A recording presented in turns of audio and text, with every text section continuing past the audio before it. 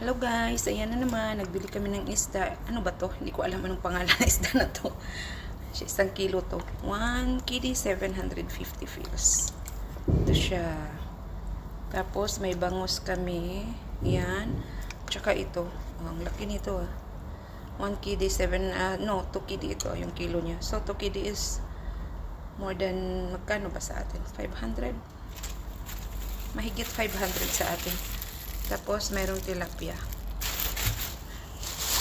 Mayroon din kaming pusit. Ayan yung pusit. Hindi ko pa lilinisin ko pa siya, guys.